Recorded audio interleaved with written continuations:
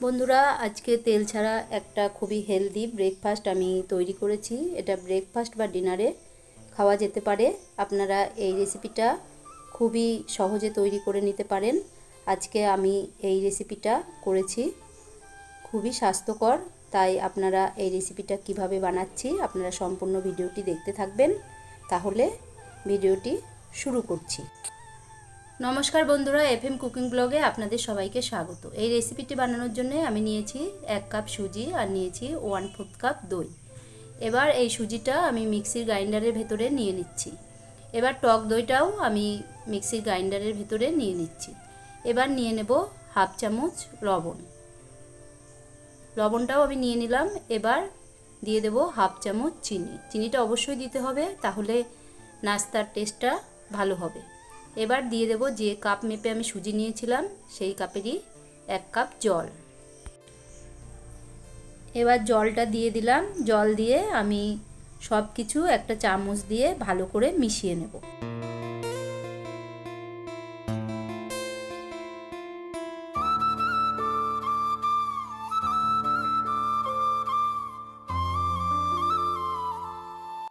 সব কিছু মিশিয়ে নিয়েছি। এবার ঢাকনা চাপা দিয়ে আমি পেস্ট করে নিলাম। দেখুন পেস্ট করা হয়ে গেছে। এবার আমি একটা বাটিতে ঢেলে নিচ্ছি।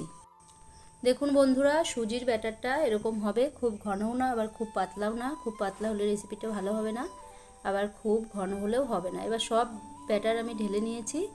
এবার এখানে কিছু উপকরণ আমি দিয়ে দেব। দেখুন কনসিস্টেন্সিটা এরকম হয়েছে।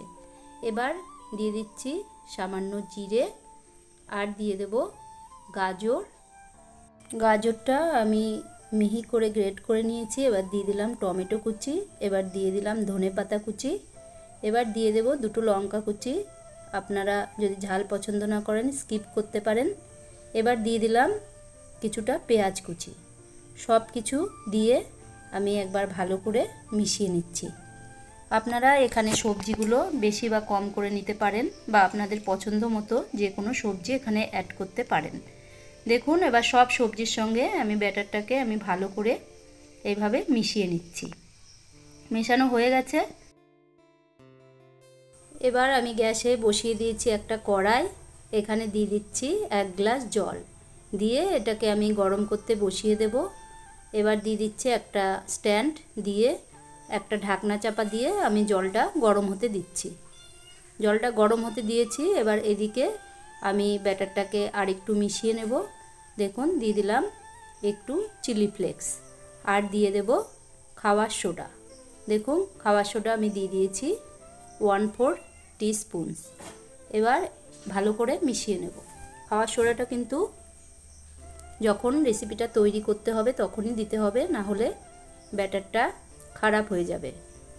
দেখুন এবার মিশিয়ে নিয়ে আমি রেসিপিটা তৈরি করব। এইভাবে ভালো করে মিশিয়ে নিয়েছি। এবার রেসিপিটা তৈরি করার জন্য আমি নিয়েছি এরকম একটা ছোট গ্লাস আর 2টো বাটি। আজকে আমি এই 3টেতেই রেসিপিগুলো তৈরি করব।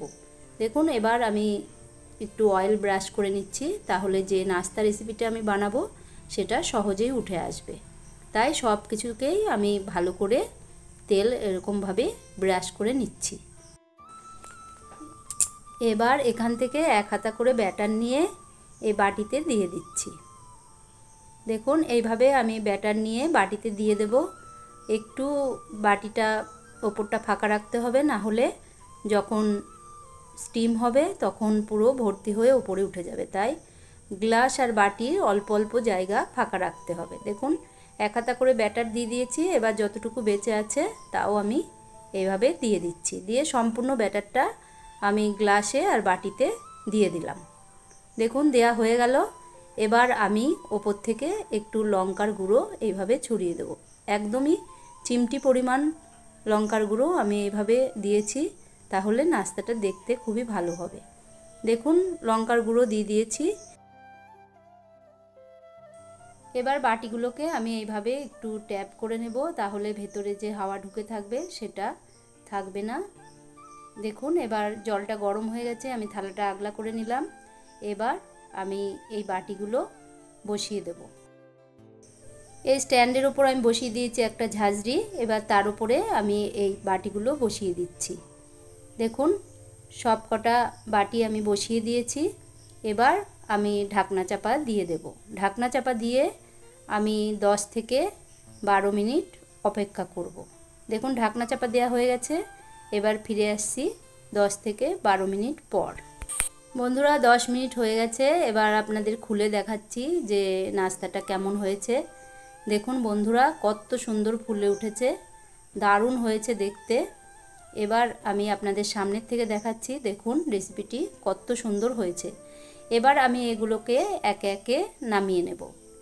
বন্ধুরা এগুলো আমি একে একে নামিয়ে তারপর ঠান্ডা হতে দেব। এগুলো এখনই তোলা যাবে না, ঠান্ডা করে তুলতে হবে, না হলে নাস্তাগুলো ভেঙে যাবে। দেখুন সবকটাই আমি এইভাবে তুলে নিলাম। এবার আমি এগুলোকে 10 থেকে 12 মিনিট ঠান্ডা করে নিচ্ছি। তারপরে আপনাদের তুলে দেখাচ্ছি যে রেসিপিটি কেমন হয়েছে। ফিরে আসলাম 10 মিনিট পরে। এবার আপনাদের আমি তুলে দেখাবো যে রেসিপিটি কেমন হয়েছে। দেখুন বন্ধুরা এইভাবে প্রথমে বাটির চারিদিকটা এরকম হাত দিয়ে ছাড়িয়ে নিতে হবে, তারপরে থালার উপর রেখে এভাবে একটু ট্যাপ করলেই উঠে আসবে। দেখুন কত সুন্দরভাবে উঠে এসছে।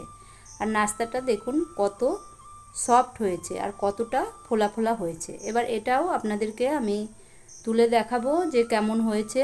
এটাও দেখুন এভাবেই আমি তুলে নিলাম।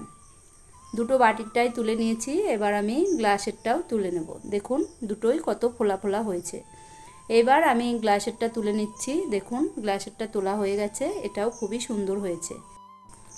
বন্ধুরা তাহলে আমার এই নাস্তা রেসিপিটি আপনাদের কেমন লেগেছে অবশ্যই কমেন্ট করে জানাবেন। আর যদি ভিডিওটি ভালো লাগে তাহলে ভিডিওটিতে একটি লাইক দেবেন আর চ্যানেলটি সাবস্ক্রাইব করে বেল নোটিফিকেশনটি অন করবেন। তাহলে আমি ভিডিও ছাড়ার সঙ্গে সঙ্গে আপনাদের কাছে প্রথম পৌঁছে যাবে। এবার আমি এই রেসিপিটি একটা প্রসেস করে নিচ্ছি। প্রথমেই আমি গ্যাসে বসিয়ে দিয়েছিলাম একটা প্যান। এবার দিয়ে দিলাম কিছুটা তেল এইভাবে ব্রাশ দিয়ে। এবার আমি এগুলোকে একটু হালকা ভেজে নেব। দেখুন সবকটাই আমি দিয়ে দিয়েছি। এবার মিডিয়াম ফ্লেমে আমি এগুলোকে একটু সেঁকে নিচ্ছি। দেখুন এইভাবে হাত দিয়ে একটু চেপে চেপে আমি সেঁকে নেব।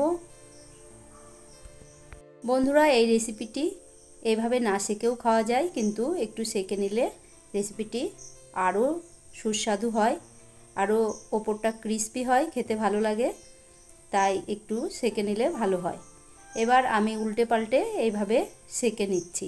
আপনারা এই রেসিপিটি একবার হলেও বাড়িতে বানাবেন, দেখবেন খেতে খুবই ভালো হয় আর স্বাস্থ্যের পক্ষে তো খুবই ভালো, কারণ এতে তেলের ব্যবহার নেই। আমি খুবই সামান্য তেল দিয়ে এটাকে সেঁকে নিয়েছি। এটা না সেঁকেও আপনারা খেতে পারবেন। এই গরমে রেসিপিটা খুবই হেলদি আর টেস্টিও লাগে খেতে, তাই আপনারা ব্রেকফাস্ট বা ডিনারে খুশি হলেই এটা বানিয়ে নিতে পারেন।